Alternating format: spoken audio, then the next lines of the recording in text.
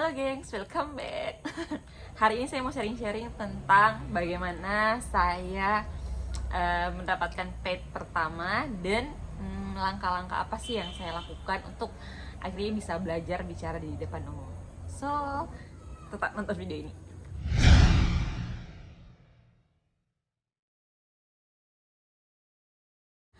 Oke gengs, berangkat dari pertama kali saya dapat paid.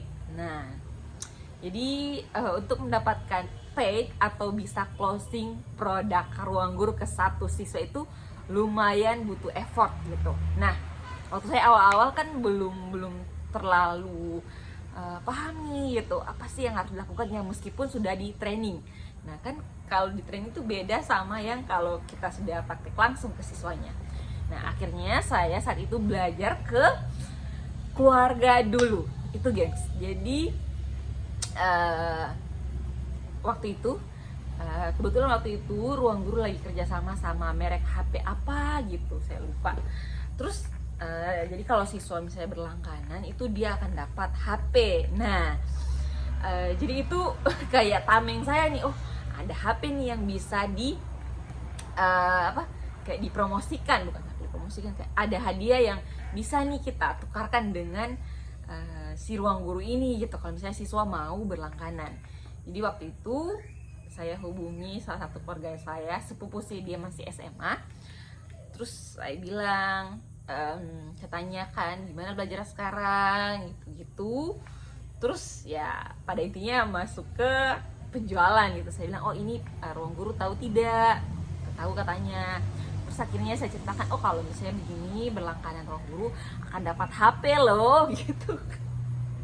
Terus akhirnya si sepupu saya ini akhirnya mau gitu, tertarik berlangganan ruang guru karena dapat HP. Ya motivasinya salah sih sebenarnya, tapi ya gitu deh pengalaman saya gengs. Kenapa sih saya mulai dari keluarga dulu? Karena di keluarga kan itu kita sudah kenal keluarganya kita, jadi lebih gampang ketika kita berkomunikasi dan kayak tidak perlu pakai bahasa formal gitu untuk menawarkan si ruang guru ini, jadi lebih gampang untuk menjelaskan. So kalau kalian baru masuk di FEC boleh dicoba ke keluarga dulu, ke adik sepupu dulu gitu, atau ke saudara-saudara. Nah selanjutnya, untuk mendapatkan paid kalian bisa juga coba ke tetangga-tetangganya kalian gitu, karena ya sama kayak saudara kita kan sudah mengenal di mana dia sekolah, jadi kayak lebih gampang gitu masuknya. Jadi kalau misalnya kalian susah ke keluarga karena mungkin jaraknya jauh, bisa dulu coba di tetangga-tetangganya kalian untuk tes nih juga sekalian public speakingnya kalian ke tetangganya kalian, siswa yang ada di tetangga maksudnya. Jadi saya waktu itu karena saya lebih nyamannya sama keluarga kan, jadi udah saya tahu keluarga dari situ gitu awalnya. Terus akhirnya saya tawari ke keluarga saya yang lain. Nah, waktu itu saya tawari ke sepupu saya itu paket SBMPTN, nah begitu kan. Terus saya bilang, oh dek ini ada nih paket SBMPTN, terus dapat gratis pouch ruang guru, dapat stikernya, dapat bukunya. Ntar saya ambil dulu. Nah biasanya setiap siswa yang berlangganan itu dikasih pouch seperti ini, agak kotor lagi ya, sorry. Terus akan dapat stiker, akan dapat buku catatan kecil sama pulpen gitu. Itu dulu, nggak tahu ya sekarang kalau kayak gimana, mungkin bisa tanya ke FEC Core-nya.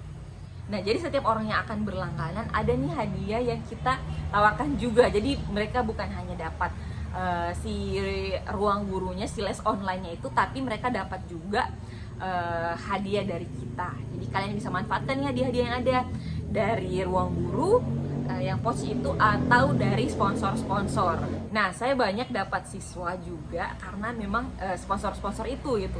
Jadi siswa saya banyak dapat make up, skincare, terus dapat tumbler, terus dapat tas. Jadi ruang guru itu banyak deh hadiah-hadiahnya, banyak sponsor-sponsornya yang bisa kalian manfaatkan untuk menjual produk ruang guru. Jadi jangan lupa tanya ke FEC Core-nya atau ke FEC Core deh lebih tepatnya, kalau ada hadiah tidak di minggu ini, seperti itu. Waktu saya awal-awal masuk FEC itu kebetulannya, bukan, tidak ada yang kebetulan deh, waktu saya masuk FEC itu saya langsung diarahkan untuk masuk ke sekolah-sekolah SD, bersyukurnya itu. Nah, kenapa sih lebih nyaman di SD menurutku ya, di SD daripada SMP atau SMA? Karena kalau misalnya kita masih awal-awal itu, terus kita masuk ke sekolah SD itu kita jadi lebih gampang gitu mengekspresikan diri atau berbicara apa saja gitu.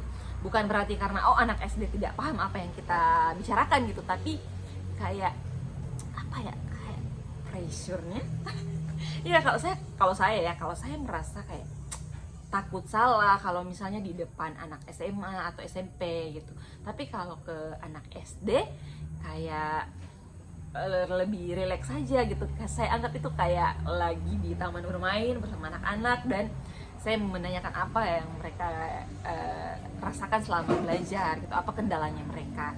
Jadi lebih enak lah gitu kalau misalnya di SD.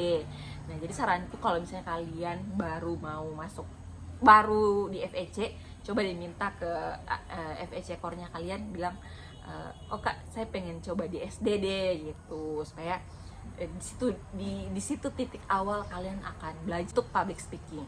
Karena ya jujur juga saya awalnya sama sekali tidak pintar banget gitu untuk bicara di depan umum, meskipun itu di depan anak-anak. Tapi akhirnya karena bersyukurnya mulai sama anak SD, ya dari situ deh yang melatih. Abis itu dari SD belajar berkembang lagi ke anak SMP, terus akhirnya masuk ke SMA gitu deh sharing hari ini gengs. Jadi ya coba banyak-banyak diskusi juga sama teman-teman klasternya, gimana caranya mereka dapat paid juga, bisa closing juga. Karena meskipun disampaikan seperti ini sama trainer, pasti semua FEC itu kayak punya jalan sendiri atau punya cara sendiri untuk mengeluarkan apa yang sudah diajarkan oleh si trainer. Jadi jangan puas di situ saja, banyak-banyak explore, banyak-banyak sharing-sharing sama teman-teman klasternya atau teman-teman yang ada di luar klaster. Itu gengs. Kalau kalian juga mau sharing sama saya, kalian boleh DM di Instagram @sagita gitu. Kalau kalian juga ada pertanyaan yang lain tentang per FEC-an, kalian boleh komen di sini atau langsung DM saja. Gitu geng. Good luck ya untuk kalian atau kamu yang sedang nonton video ini yang baru masuk di FEC. Jangan lupa kerja pakai hati. Thanks for watching.